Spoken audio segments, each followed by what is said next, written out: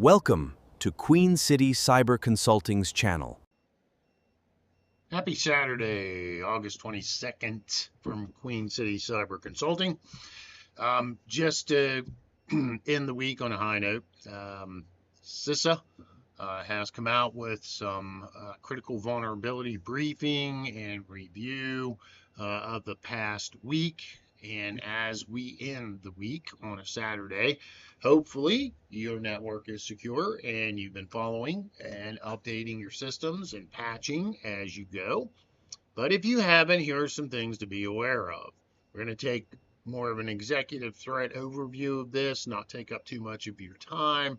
Hopefully you're not responding to an incident this weekend. And this will prep you for Monday when you come back into the office. So we are seeing the threat actors aggressively targeting unpatched perimeter infrastructure and software as service integrations. These include remote code execution vulnerabilities, which we'll talk about here in a little bit. And typically they are occurring quick, fast, 24 to 48 hours of public disclosure.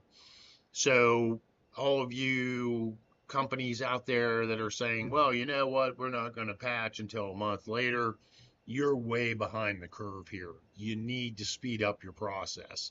You need to implement some sandboxing techniques, some testing techniques that allow you to patch quicker in order to avoid the attackers getting into your network quicker. Double extortion ransomware is definitely on the uptick.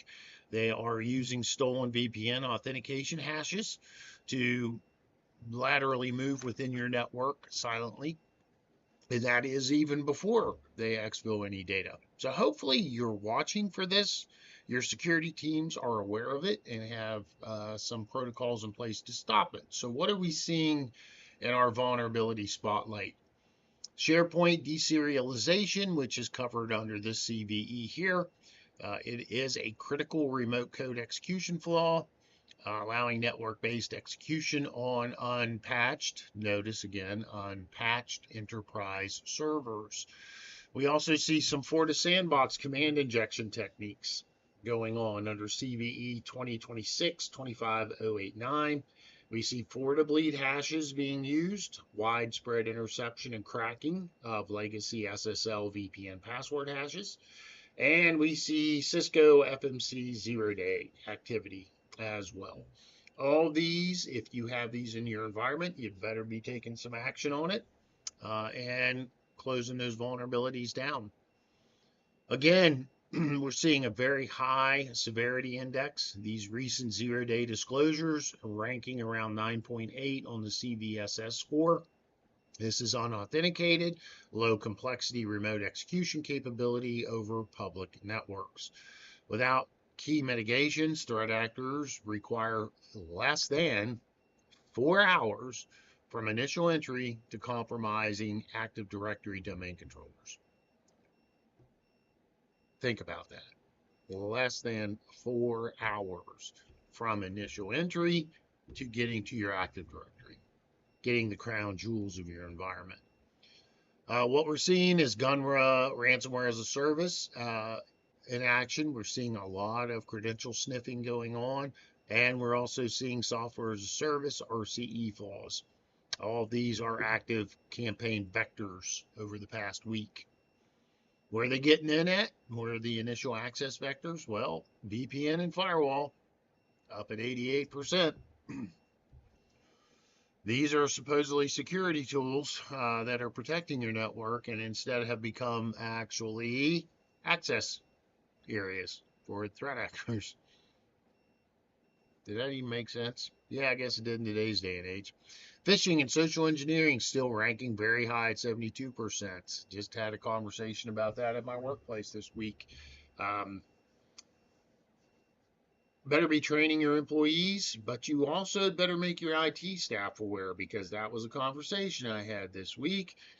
The manager of a local facility kept getting emails from corporate and then started getting text messages from corporate. She called IT because they looked suspicious to her. Good job on her part. and talked to IT. IT said, oh, no, that's definitely spam. That's definitely not legitimate.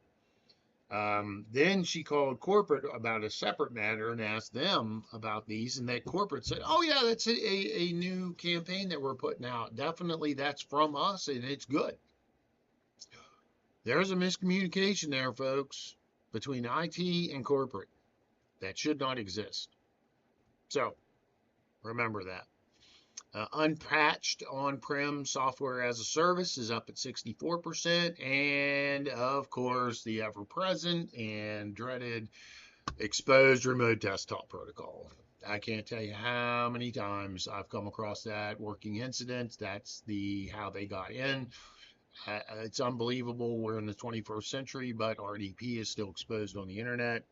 I don't know why. Come on, IT.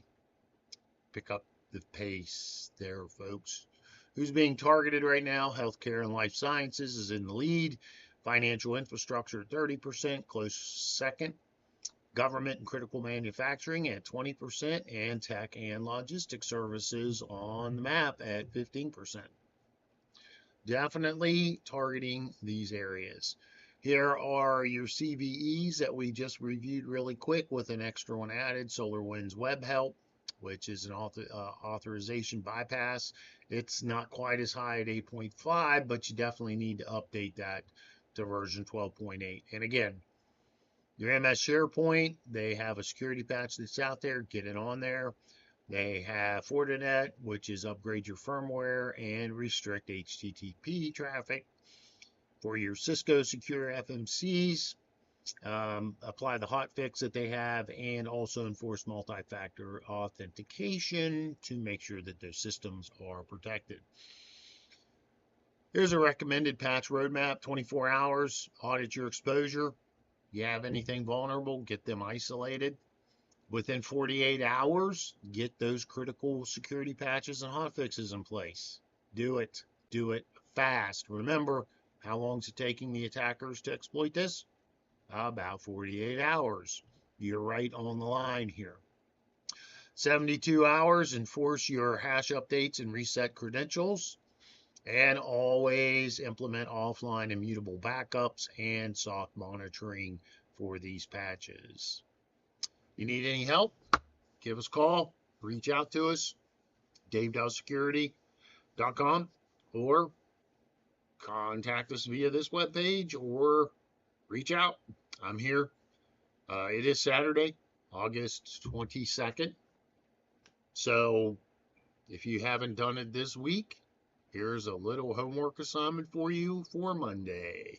Queen City Cyber Consulting signing off. Go forth and conquer. Thank you for watching. Please like, share, and subscribe.